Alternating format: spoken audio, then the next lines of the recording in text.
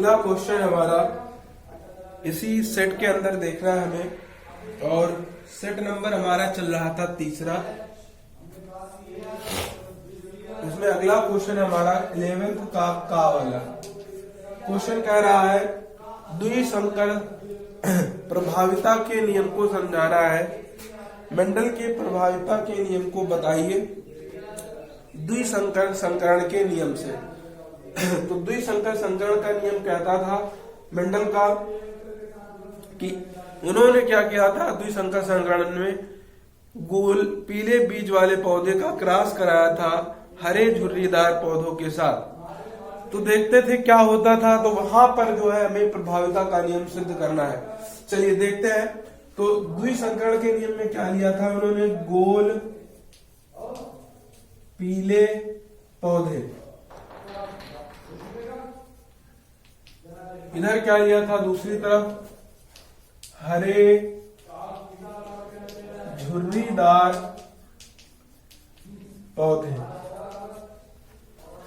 अब गोल पीले पौधों में इसको दर्शाने का तरीका होता था आर आर कैपिटल वाई। इसका दर्शाने का तरीका होता था गोल है और यहां पर आपको लिखना है पीले गोल, यहां पर आपको लिखना है झुर्रीदार और हरे। तो झुर्रीदार का हो जाएगा झुर्रीदार हरे।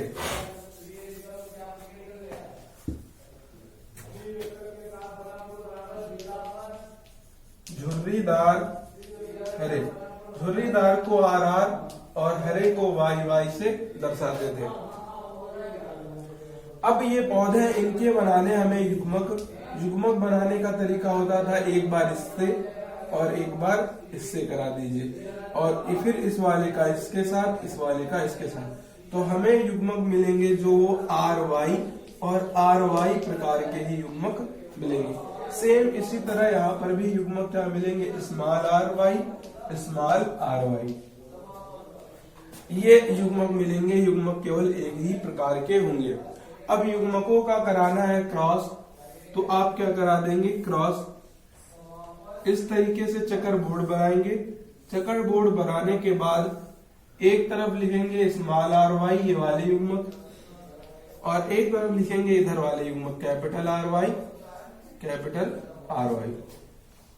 अब इन दोनों के बीच क्रॉस कराइए। तो आर की आर के साथ, वाई की वाई के साथ, आर की आर के साथ, वाई की वाई के साथ, आर की आर के साथ, वाई की वाई के साथ, आर की आर के साथ, वाई की वाई के साथ।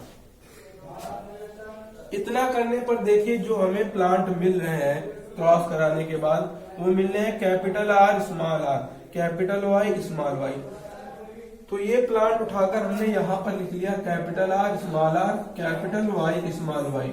अच्छा, कैपिटल आर स्मॉल आर, इनमें देखिए सबसे पहले कैपिटल आर दर्शा रहा है गोल को, स्मॉल आर दर्शा रहा है झुर्रीदार को।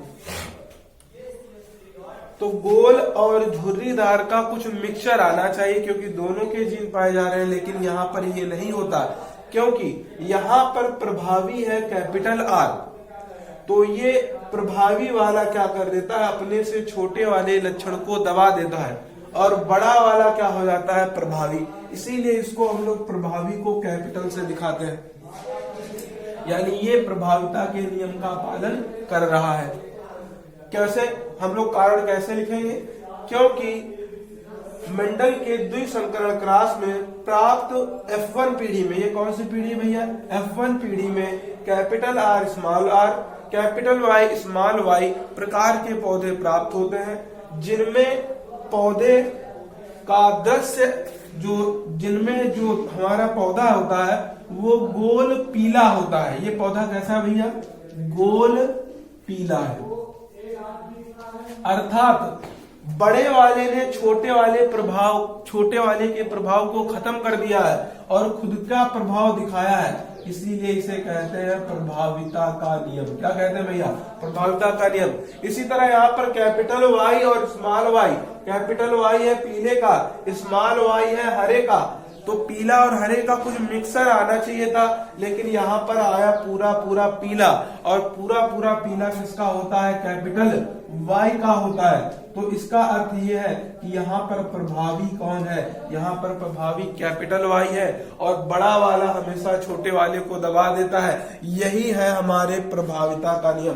अर्थात कहने का नियम यह है कि मेंडल का द्विसंकर संकरण में F1 पीढ़ी में प्राप्त गोल पीले वाले पौधे मेंडल के प्रभाविता के नियम को पालन करते हैं, क्योंकि प्रभाविता का नियम ये कहता है कि प्रभावी जीन अपने आप का प्रभाव दिखाते हैं, वो अप्रभावी जीन को जो है अप्रभावी जीन को क्या कर देते हैं? खत्म कर देते हैं, उनके प्रभाव को नहीं दिखाने देते हैं। यही है हमारा क्या भैया? प्रभाविता का नियम। आपको बात समझ में आ रही है? अब प्रभाविता इसमें लैंग्वेज क्या लिखनी है? लैंग्वेज इसमें ये लिखनी है, आपने जो प्रभाविता के नियम में लैंग्वेज लिखी है वही लैंग्वेज यहाँ पर लिखनी है। वही लैंग्वेज क्या करनी है? यहीं पर लिखनी है, प्रभाविता के नियम वाली। तो एक बार क्या लिखेंगे? एक बार हम बोले दे रहे हैं, मेंडल के द्विसंकरण में प्राप्त F1 पीढ़ी में सभी पौधे गोल पीले प्राप्त होते हैं, जिनका जीन प्रारूप capital R small r capital Y small y प्राप्त होता है। इससे यह सिद्ध होता है कि यह जीन प्रारूप प्रभाविता के नियम का पालन करता है, इसीलिए इन जीन प्रारूप का दृश्य प्रारूप गोल पीला आया है। क्या आया है भैया? गोल पीला आया है। तो ये बात आपको समझ में आ रही होगी। चलिए इतना पहले आप स्क्रीनशॉट ले लेंगे, फिर अगला क्वेश्चन हम लोग देखेंगे।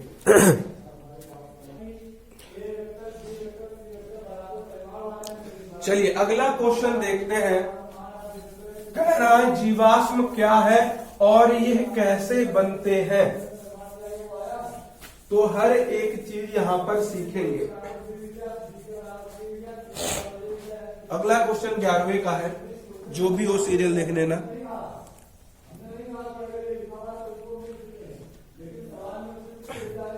तो लिखेंगे जीवाश्म क्या है।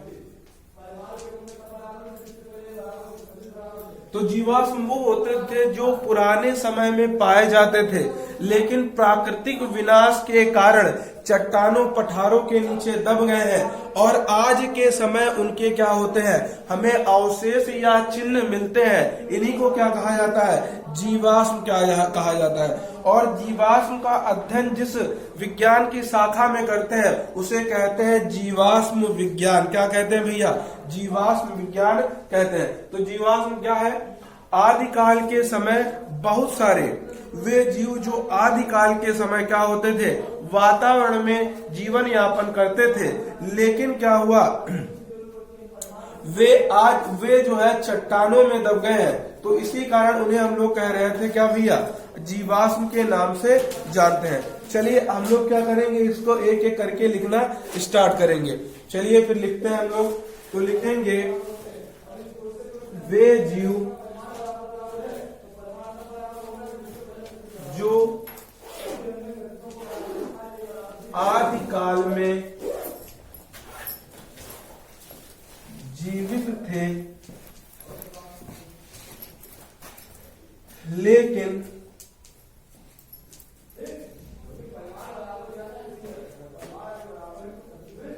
प्राकृतिक संतुलन बिगड़ने के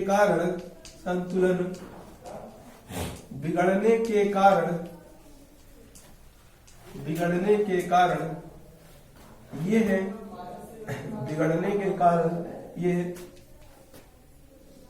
बिगड़ने के कारण आज के समय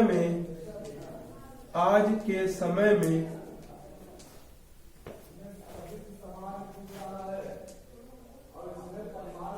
चट्टानों के अंदर इनके केवल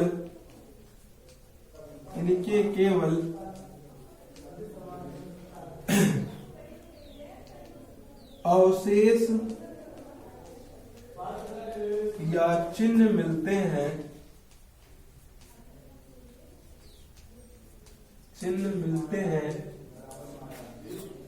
जीवाश्म कहलाते हैं।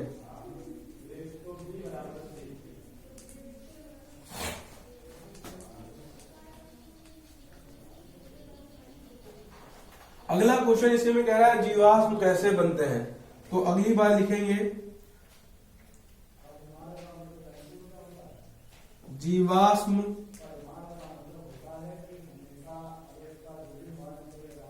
बनने के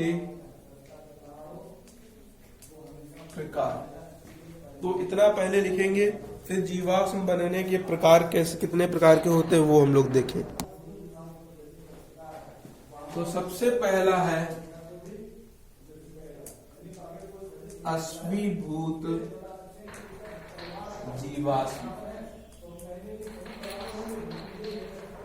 तो सबसे पहला क्या लिखना है, अश्मीभूत जीवाश्म।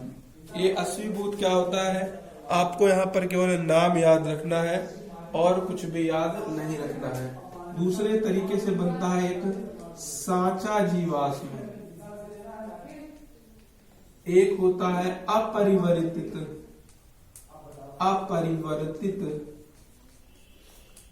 जीवाश्म। अपरिवर्तित जीवाश्म, तो एक होता है अश्मीभूत, अपरिवर्तित, सांचा जीवाश्म। एक इसी तरह होता है चौथे नंबर पर ढांचा जीवाश्म। इस तरीके से जीवाश्म क्या होते हैं, बनते हैं। और जो अश्मीभूत जीवाश्म होते हैं इन्हें हम लोग इंग्लिश में कहते हैं रेटिफाइड फॉसिल्स। क्या कहते हैं, रेटिफाइड फॉसिल्स।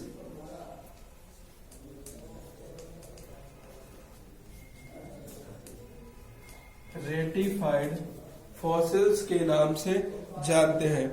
और जो हमारे सांचा होते हैं इन्हें कहते हैं मोल्ड फॉसिल्स।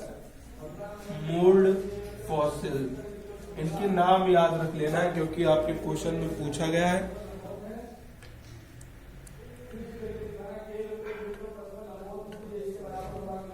अपरिवर्तित को कहते हैं अनअल्टर्ड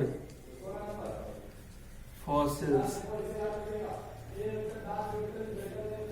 और ढांचा को कहते हैं प्रिंट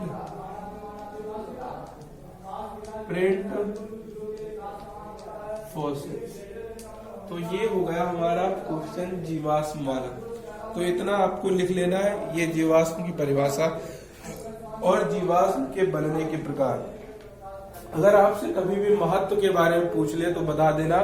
जीवाश्म का महत्व है, हमें पेट्रोल, ईंधन ये सब मिलता है। पुराने समय के किसी भी जो हमारी संस्था या संस्कृति है उसके समय का काल भी हमको लोगों को पता हो जाता है।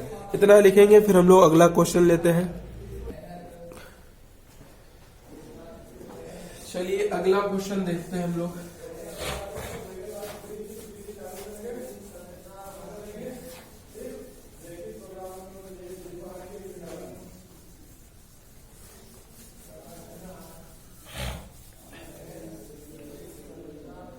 अगला क्वेश्चन है हमारा 11 का खा। देखिए 11 के खा में दो क्वेश्चन दिए हैं।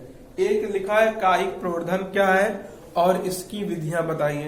ये क्वेश्चन आपको इससे पिछले वाले सेट में कराया जा चुका है, यहाँ पर कराने की लिखने की कोई भी आवश्यकता नहीं है। तो आप पिछले वीडियो को देख लीजिए, वहां पर क्वेश्चन मिल जाएगा। अगला इसी में क्वेश्चन है 11 के खा में अथवा वाला, एटीपी क्या है, एटीपी कैसे बनता है और एटीपी के उपयोग लिखिए। तो चलिए हम लोग ये क्वेश्चन करते हैं।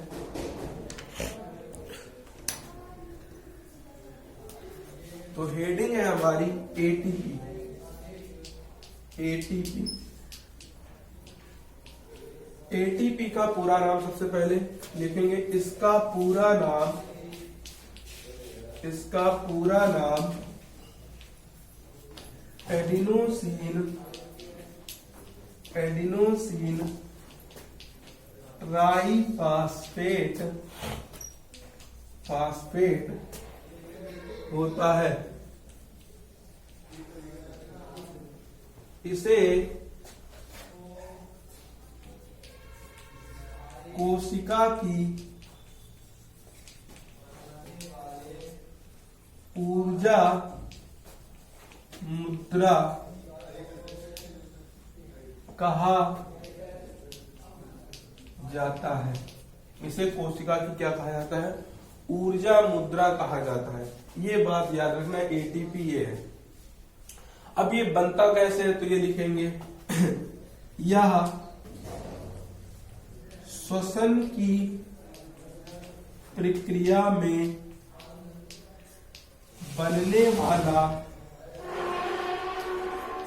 बनने वाला ऊर्जा का एक रासायनिक रूप है। रासायनिक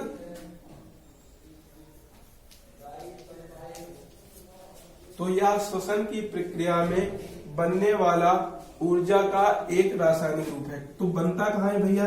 श्वसन की प्रक्रिया में। यह श्वसन की प्रक्रिया में बनने वाला एक ऊर्जा का एक रासायनिक रूप है। यह यूकैरियोटिक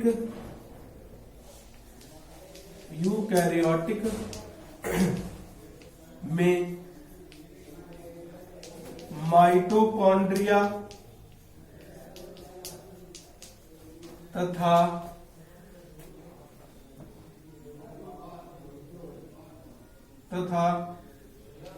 प्रोकैरियोटिक में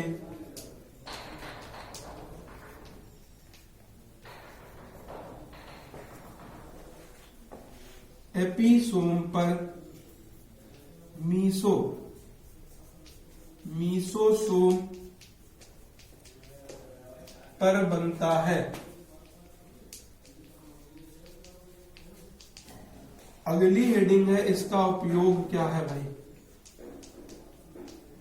दो ही उपयोग पढ़ेंगे। पहला उपयोग ये है, इसका प्रयोग किसी भी क्रिया को करने के लिए ऊर्जा की तरह किया जाता है। इसका प्रयोग ऊर्जा के रूप में किया जाता है।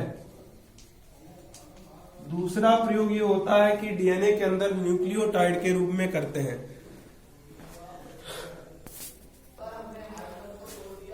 अगला पॉइंट लिखना है, यह डीएनए निर्माण में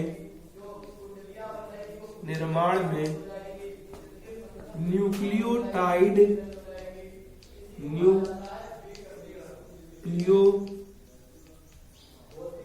के रूप में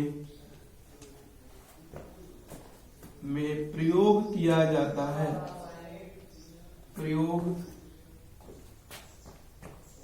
किया जाता है। ये भाई हो गए इसके उपयोग। ये पूरा क्वेश्चन हो गया। एटीपी क्या है, बनता कहाँ है, उपयोग क्या है, सारी चीजें हम लोगों ने पढ़ ली है। अब 12 के बाद 13वें क्वेश्चन में का नंबर में क्वेश्चन है एक, कह रहा है कि प्रदूषण क्या है और गंगा नदी को प्रदूषण से बचाने के लिए उपाय बताइए। यानी जल प्रदूषण को रोकने के उपाय बताने, क्योंकि गंगा नदी में भी जल ही बहता है, तो जल को रोकने के लिए, जल प्रदूषण को रोकने के लिए हमें उपाय बताने हैं। और इसे समझाने की कोई भी आवश्यकता नहीं है कि कैसे जल प्रदूषण को रोका जाए।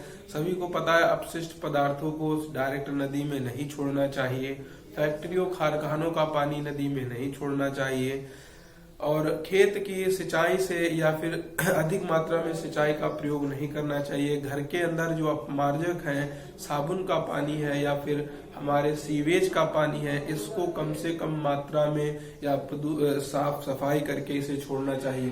तो ये सब लिखना है आपको, और ये आप सभी को अच्छी तरीके से पता है, पढ़ाया भी जा चुका है। फिर इसी में अगला क्वेश्चन कह रहा है कि वन्य जीव के किस तरीके से हम संरक्षित कर सकते हैं, इसके भी उपाय बताइए। अब वन्य जीव का मतलब है जो जंगलों में जीव रहते हैं, इनका संरक्षण कैसे करें, कैसे इनके बचाव करें। तो इस चीज को भी विधिवत तरीके से आपके क्लास में बताया गया है कि वन्य जीव को शिकार करने पर सरकार को प्रतिबंध लगाना चाहिए, कानून बनाने चाहिए और हर एक दायरे को निश्चित करना चाहिए। इनके लिए ज्यादा से ज्यादा जो है प्रोग्राम चलाने चाहिए, लोगों को जागरूक करना चाहिए वन्य जीव के लिए। और बहुत सारे अभ्यारण्य वगैरह, राष्ट्रीय उद्यान है और तुम्हारा सफारी पार्क है, इन सभी को चलाना चाहिए। तो ये सब हमारी बातें पता है, इनको कुछ भी लिखने की जरूरत नहीं है, एक निबंध की तरह आपको लिखना है। चलिए फिलहाल आज के लिए इतना ही रखा जाता है।